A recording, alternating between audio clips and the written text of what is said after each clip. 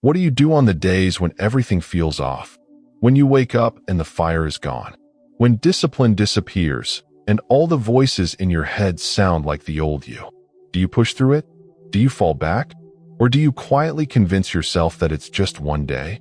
Because if you don't know how to handle those moments, you're not just having a bad day. You're opening the door for the version of yourself you thought was gone. And if this sounds familiar, this video is exactly what you need. Because today, I'm going to show you how to build something stronger than motivation, stronger than discipline, stronger than willpower. I'm going to show you how to build a system, a mental and emotional foundation so solid that even your worst days can't drag you back into your past. And here's why you should stay with me until the end.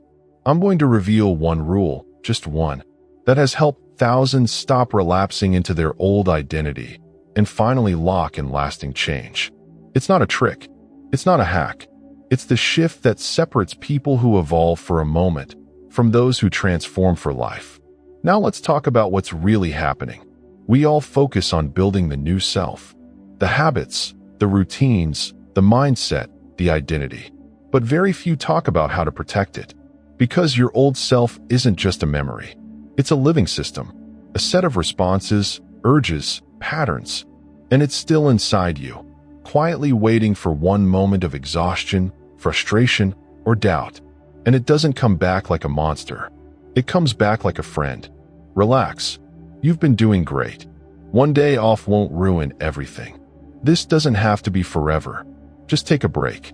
And if you don't have a strategy for that voice, you listen, you pause, you slip, and just like that, you're not building anymore. You're repeating. Maybe you've felt it. That cycle of momentum, followed by collapse. You get fired up. You make changes. You even start seeing results. But then something hits, and you fall. And that fall feels so familiar, so automatic, that you almost accept it as part of the process. But what if I told you? You could break that cycle for good? Not with more effort. Not with harder rules, but by designing your inner system to respond to failure differently, to recognize the earliest signs of relapse and redirect. That's what this video will give you. Not another emotional high, but a real defense strategy. You'll learn how to identify when your old self is trying to sneak back in. Strengthen the part of you that chooses who you are, no matter how you feel. And reinforce your identity so deeply that it becomes unshakable, even on your lowest days. Because if you only know how to succeed when things are going well, you haven't truly transformed. True change shows up when you're tired, uncertain, and still choose to move forward. So let's begin. Let's make today the day you stop starting over. The day you stop negotiating with the version of you that only knows how to survive. The day you start protecting the person you've worked so hard to become. Stay with me, because in a few minutes, I'll show you that one rule, the one that changes everything. And if this message is resonating with you, subscribe now to stay grounded in the version of yourself you're building, to remember that you're no longer available for the life you've outgrown, and to keep moving forward with clarity, discipline, and self-respect. You don't lose control all at once. It starts in small ways. You don't even realize it's happening until it already has. Maybe it's the decision to skip your morning routine. Maybe it's the tone you use when someone frustrates you. Maybe it's that voice in your head whispering, "Come on, you've been doing great. Just relax today." That's how your old self begins to come back. Not with a crash, but with a compromise. You think it's nothing, but that's how it wins. It doesn't need to overpower you. It just needs to wear you down, one small decision at a time. The truth is, your old self doesn't disappear just because you've made progress. It waits, it studies you, and it knows exactly when to show up. When you're tired, when you're stressed, when life throws something unexpected at you. And that's the moment it makes its move. It doesn't try to break your discipline. It just tries to bend it. You don't need to fall apart to fall back. You just need to loosen your grip on the new identity you're building. So what do? First, you need to recognize how your old self operates. It thrives on familiarity. It uses old emotions, guilt, shame, laziness, resentment, to bring you back to behaviors that once gave you short-term comfort. It tells you, It's okay to skip this once. You've earned a break. You can start again tomorrow. And the moment you believe it, you're no longer leading your life. You're reacting to it. Here's what most people miss. You don't relapse because you're weak. You relapse because you didn't prepare for the pull of your past. You built your new habits. You built your new identity. But you never built a defense system. Let's fix that now. Here's a simple rule. When the old self shows up, it doesn't mean you're failing. It means your system is working, and now it needs reinforcement. So how do you respond? Step 1. Create a fall response plan. Write this down literally. What are your warning signs? What patterns does your old self use? Examples: skipping your workout, mindless scrolling, snapping at people, sleeping in late, making excuses for not following through. Identify them. All of them. Then, next to each one, write a simple action that redirects the momentum. Not a punishment, a pattern interrupt. Something like, if I skip my workout, I must go for a 15-minute walk later in the day. If I wake up late, I eat a clean breakfast and journal for 5 minutes to reset. If I lose my temper, I immediately apologize and take 5 deep breaths to regain composure. This turns your fallback into a recovery protocol. It trains your brain to respond instead of collapse. Step 2. Use identity-based self-talk. When the old self creeps in, don't ask, "Why am I doing this again?" Ask, "Who do I want to be right now?" That's it. That one question recenters you in the present and reminds you of your power. It's not about guilt. It's about direction. Guilt looks backward. Discipline looks forward. So speak to yourself from the future you're building. I'm the kind of person who finishes what I start. I'm someone who doesn't back down when it gets hard.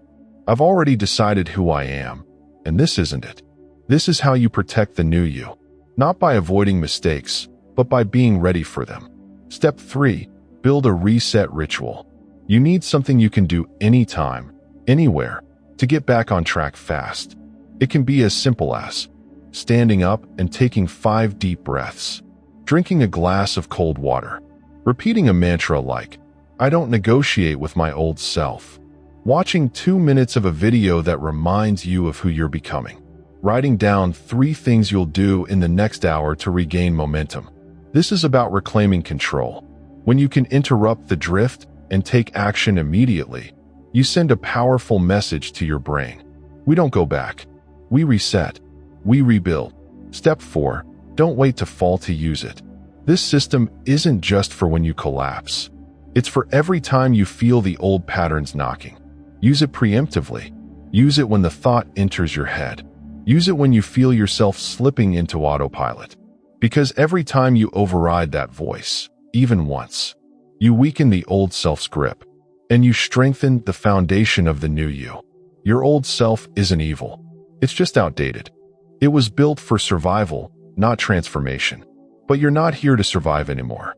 You're here to evolve, to lead, to build a life that reflects who you've decided to become, not the one you were conditioned to repeat. And that starts by recognizing the signs early and having the courage to choose differently. One moment, one decision, one reset at a time. Your old self is predictable, but your new self? It still feels unfamiliar because you haven't lived inside it long enough. That's why the change feels fragile. That's why one bad day can shake everything. Because you haven't yet reinforced who you're becoming. Growth isn't just about stopping what used to hold you back. It's about making the new version of you so unshakable that going back stops being an option. You don't do that by reading books or watching more videos. You do it by living the new identity, over and over, until it becomes your default. Here's how to make that happen. Step 1. Define your non-negotiables. Forget motivation. Forget waiting for the perfect morning. You need a set of non-negotiables, daily actions that anchor you to your new identity. They don't need to be dramatic, but they need to be solid. They need to happen no matter what. Ask yourself, what 3 things must I do every day to stay connected to the person I'm becoming? Examples: wake up at the same time, even on weekends. Journal for 5 minutes about your mindset and discipline. Move your body, no matter what. These are not habits. They are commitments. They are how you remind yourself, every day that you've changed. Because without them, you drift. Write them down. Put them where you can see them. Recite them out loud if you need to, because they are the glue that holds your transformation together. Step 2.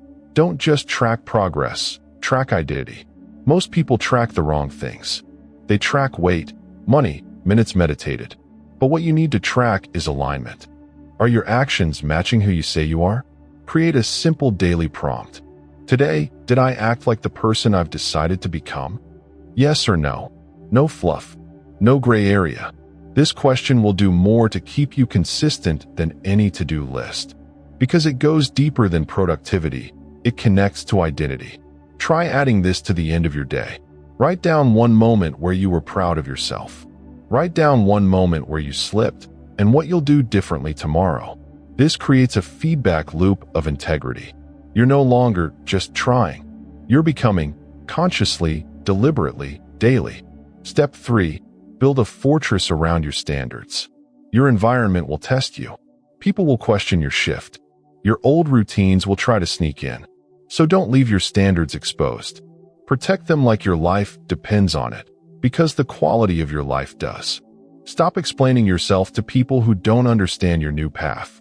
Stop negotiating with laziness, fatigue, or distraction. Stop giving power to environments that feed your old self. You don't need permission to protect your progress. You need clarity and the courage to hold your line. Post this where you can see it. I don't break promises to myself, especially when no one's watching. This is how trust in yourself grows. And when that trust is solid, your new identity becomes the safest place you know. Step 4. Create identity reinforcement triggers. You can't control every thought, but you can control your cues. Create small, intentional triggers that reinforce the new you throughout the day. Examples: a lock screen that says, "Act like who you want to become." A mirror message, "This is who we are now." A timer labeled "Reset," "Recommit," "Refocus." A bracelet, a ring, or any physical object that reminds you of your shift. These aren't gimmicks. They are anchors, moments of micro-alignment. Because the biggest wins don't come from huge changes.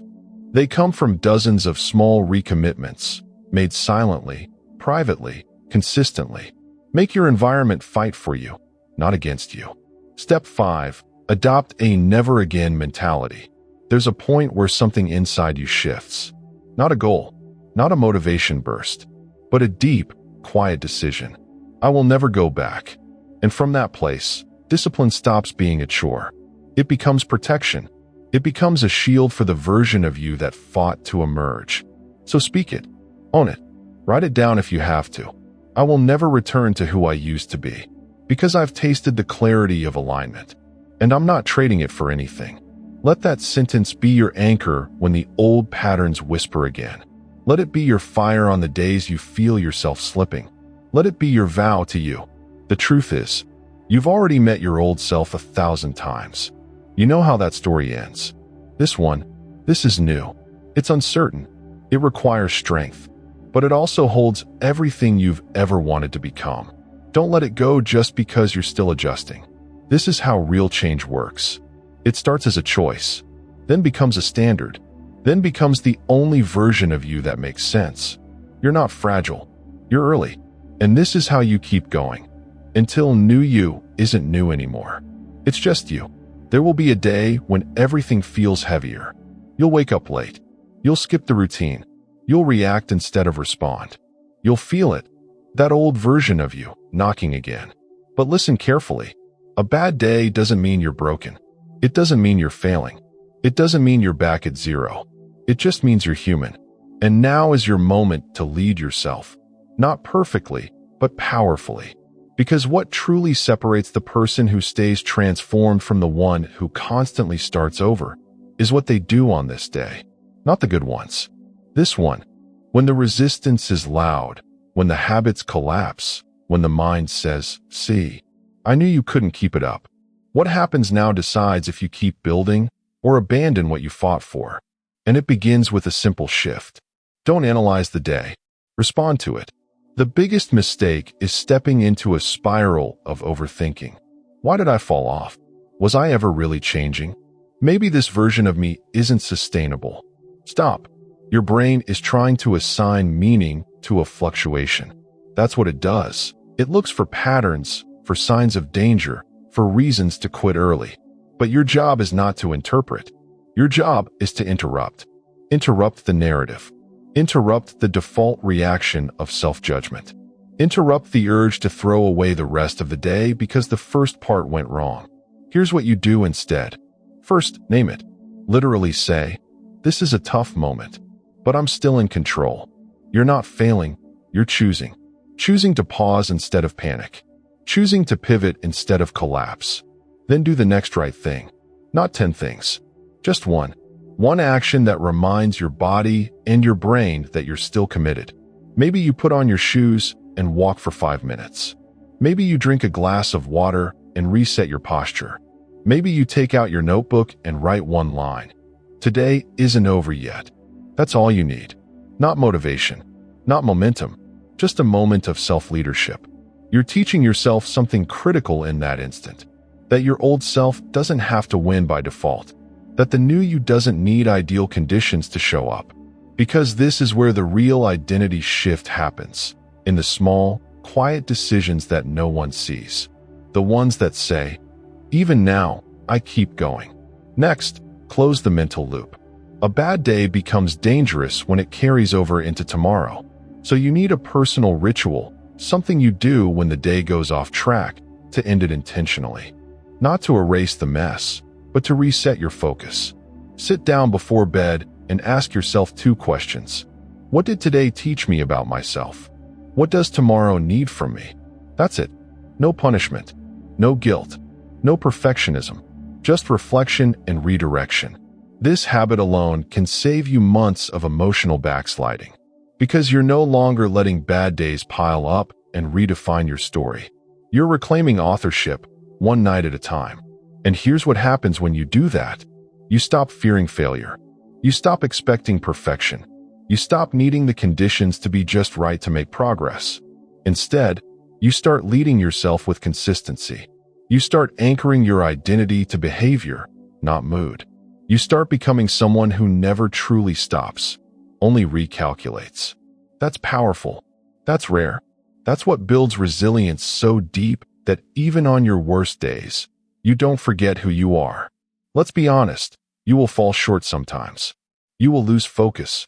You will say things, eat things, skip things that don't align with the person you're becoming. But none of those moments have the power to break you, unless you give them that power. So don't. Refuse to collapse into regret. Refuse to call yourself a failure just because the day wasn't perfect. Refuse to let the voice of the past narrate your future. And instead, speak like someone who has already decided. Say it aloud if you must. Today was hard, but I am harder to break. And I will not hand my life back to a version of me that couldn't carry it. These aren't just words. They're reinforcements. They're the mental armor you wear when the storm comes. And they work. Not because they make the pain disappear, but because they remind you that you're no longer the person who runs from it. You're the person who leads through it. So the next time the day crumbles, don't let your identity crumble with it. Stand up, adjust, re-engage. That's how you make your change unshakable, not by never falling, but by always remembering how to rise. There will come a moment in your transformation when the applause fades. No one's cheering. No one's checking in. No one's reminding you of your goals. And it's in that moment, when everything is quiet, when nothing feels urgent, when no one is watching, that your real alignment is tested. Because success isn't built in moments of intensity. It's built in moments of invisibility. When no one's watching your discipline. When no one's validating your effort. When no one even knows how much you're fighting for yourself. Most people collapse in that space. They wait for a deadline. They wait for pressure. They wait for a reason to act. But the few who rise, they've chosen to live by principle, not pressure. And that's the shift you must make now. Because if your transformation depends on someone else noticing, reminding, or rewarding you, you don't own it yet. To stay aligned when no one's watching, you have to become the one who watches. You become your own standard, your own mirror, your own quiet accountability. That doesn't mean perfection. It means refusing to abandon what matters, just because no one would know if you did. And here's the truth. You would know, and that's enough. So how do you do it? You simplify. You anchor your identity to a set of non-negotiables, small but sacred actions that align you with who you're becoming. Not to prove anything, not to impress anyone, but to maintain internal clarity. Things like waking up without touching your phone, writing down your thoughts for 5 minutes, drinking water before coffee, moving your body before feeding your doubt, speaking to yourself with honesty, not cruelty. These aren't grand gestures. They're reminders. They say, I haven't forgotten who I am. And over time, they create something far more powerful than motivation. Self-respect. Because when you do what matters most, especially when it's not urgent or easy, you're telling yourself, I lead me. You stop outsourcing discipline. You stop chasing intensity. You stop waiting for chaos to wake you up. And you begin building a life that doesn't depend on external force. A life that sustains itself. Because the leader within you shows up every day without needing applause. That's what it means to stay aligned. To make decisions in silence that still shape your future. To train your mind to value clarity over comfort. To lead even when there's no spotlight. Because when you can lead yourself in stillness, you'll never again be shaken by noise. And that's when everything changes. You've built momentum. You've stayed consistent, even when no one was watching. But here it comes, quiet, unexpected, and sharp. Doubt. Not the loud kind. Not the one that screams, you're a failure. The subtle kind. The one that whispers, are you sure this is working? It shows up after a few good days when you expected to feel transformed, but still feel human. It creeps in when your progress doesn't show up in the mirror or the bank account. When life doesn't immediately reward your effort. When your identity says, I'm new, but your results still echo the old. And here's the trap. Doubt doesn't always feel like failure. It often feels like logic. It tells you to reconsider, to slow down, to give yourself a break. It doesn't ask you to quit, just to pause long enough to forget who you're becoming. And if you're not prepared, you'll listen. You'll convince yourself that maybe this isn't the right time, that maybe it's not your path, that maybe you're just not the type of person who gets results. But pause here, because this moment of doubt is not a sign that you're failing. It's a sign that you're transitioning. See, the most dangerous part of change isn't the beginning. It's the in-between, that space where your old self no longer fits, but your new self isn't fully formed, where your actions are different, but your world hasn't caught up yet, where your habits are strong, but your identity still flinches when challenged. This is where doubt breeds, not because you're wrong, but because you're in the gap between intention and confirmation. So what do? You anchor yourself, not in motivation. That's unreliable. Not in external approval. That's delayed. You anchor yourself in decisions you already made. Remind yourself, you didn't start this path to feel good. You started because you knew something had to change. You started because you were done negotiating with the version of you that kept you small.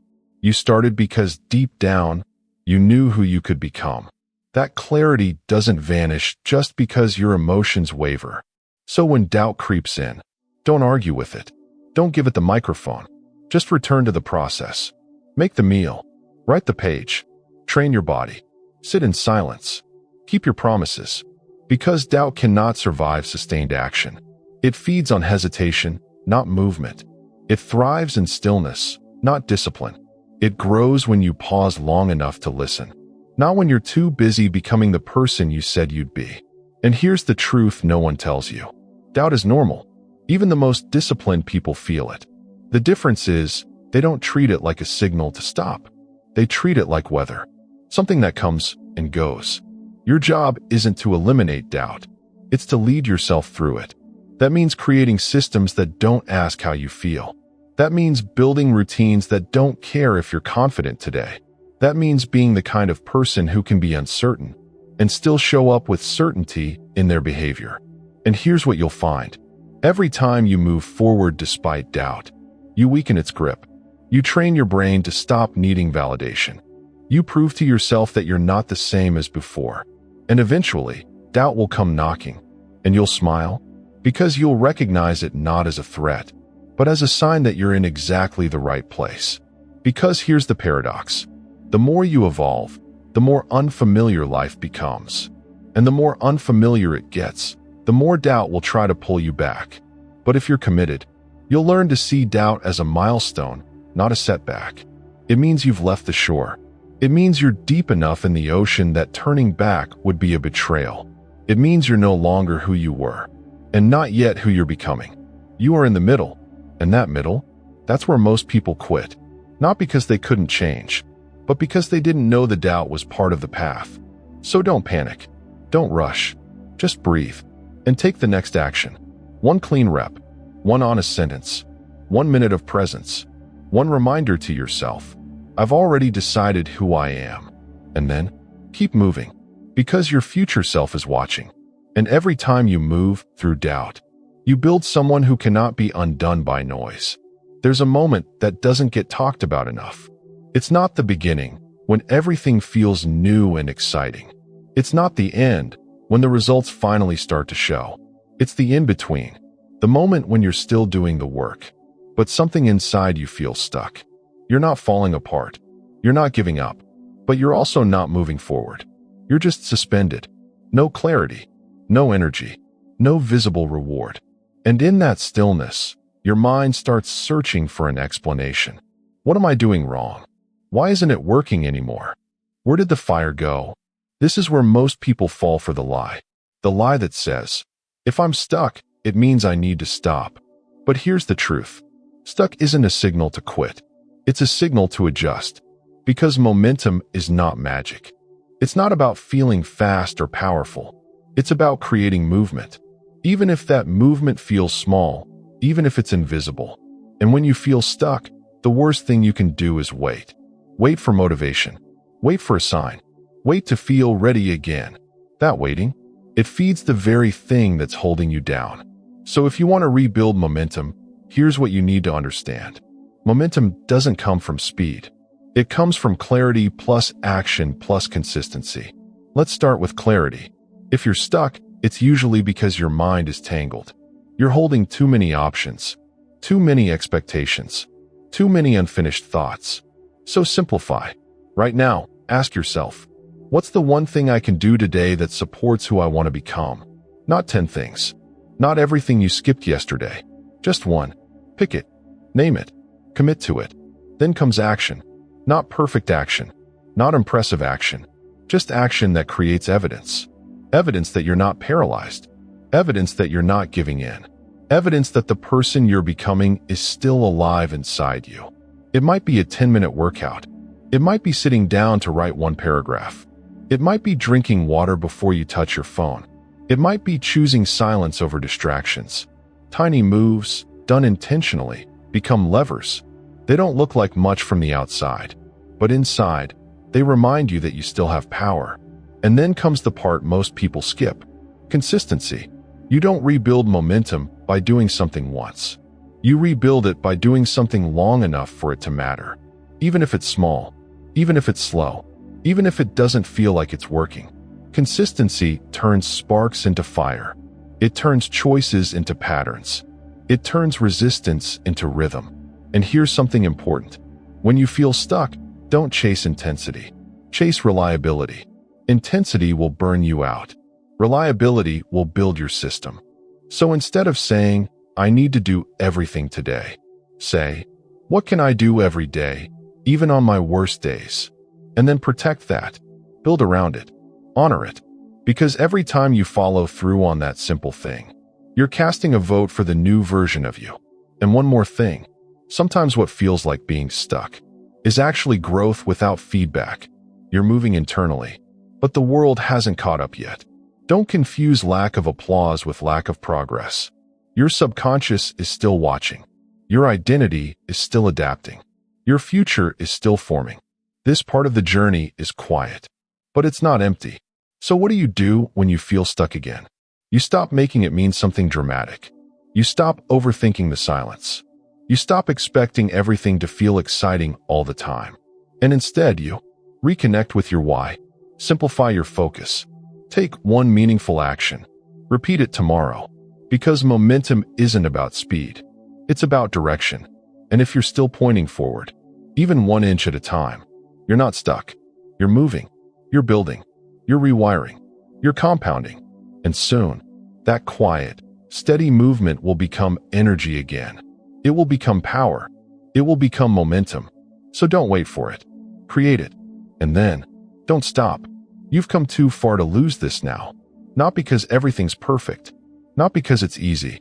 But because what you've built, even if it's just the foundation, was born out of intention. And anything born from intention is sacred. But let's be honest. There will be days when everything you've learned, everything you've practiced, everything you've become, feels like it's slipping through your fingers. You'll wake up feeling empty. You'll question everything you said you believed. And the world will offer you 100 reasons to go back to the old you. The version that made excuses. The version that stayed silent. The version that blended in. The version that survived, but never led. So how do you protect what you've built? Especially when you're tired, triggered, discouraged, or distracted. You protect it by doing what most people won't. You build a system for your worst days. Because if your progress depends on how you feel, you'll lose it the moment life feels heavy again. But if your progress is anchored in principle, then even your lowest days become part of the strategy. Here's the first truth. You don't need a different self on bad days. You need a deeper commitment to the one you've already chosen to become. That means you stop asking, "How do I feel?" and start asking, "What does the real me do now?" And then you do it. Even if your body resists. Even if your mood rebels. Even if your thoughts scream for comfort. Discipline isn't just what you do when you're strong. It's what you do when you're breaking. But refuse to break character. That's how you protect your transformation. You also protect it by lowering the threshold, but never the standard. Some days, you'll execute your full routine. Other days, you'll do one thing that keeps the fire alive. Both count. Because protecting your progress is not about perfection. It's about presence. It's about showing up for yourself, even when there's no applause, no clarity, no visible result. It's about keeping a promise in the dark, even if the light hasn't returned yet. And here's something no one teaches. Your growth will feel most vulnerable when you're no longer being tested by the outside, but by your own mind. That inner voice will whisper, "Just this once, skip it. No one will notice. You've earned a break." And maybe you have, but you don't act like the old you anymore. Not because you're afraid of failure, but because you've tasted something better. You've experienced the quiet pride of alignment, the power of consistency, the thrill of self-respect. And you're not going to trade that, not even for temporary relief. So on the worst days, you protect what you built by remembering this. You didn't come this far to impress anyone. You did it to prove to yourself that you were capable of something real, something different, something honest. You did it to build a version of you that doesn't break at the first sign of resistance. And that version is still here. Even if the fire is dim today, it's still burning. But only if you protect it. You protect it by simplifying your day down to one essential question. What keeps me in alignment right now? Is it drinking water before coffee? Is it putting your phone in a drawer for 1 hour? Is it speaking kindly to yourself before leaving the house? Is it writing one paragraph, one sentence, one word? It doesn't have to be everything. It just has to be true. Because every time you act in alignment, even in chaos, even in pain, you're reminding your mind, "This is who I am now." And the more you remind it, the less it will fight you. Soon, even your lowest days will begin to shift. Not because life gets easier, but because you stop betraying yourself under pressure. That's what real leadership is. Not being flawless, but being faithful to your values when no one's watching. And nothing's easy. That's how you protect what you built. And listen, this isn't the end. Because every time you protect your new self, you create momentum. And momentum leads you into the next level. The version of you that doesn't just survive bad days, but leads through them. The version of you that teaches others by example, not with perfect words, but with unshakable action. The version of you that's no longer rebuilding, but expanding. So before you go, remember this. You don't protect your growth by locking it away. You protect it by using it, living it, reinforcing it, over and over, until it becomes unbreakable. And if this video has been part of that shift for you, subscribe now, because this journey isn't over. There's a next step, a deeper level of identity, discipline, and alignment. And that's exactly where we're going in the next video. Don't miss it.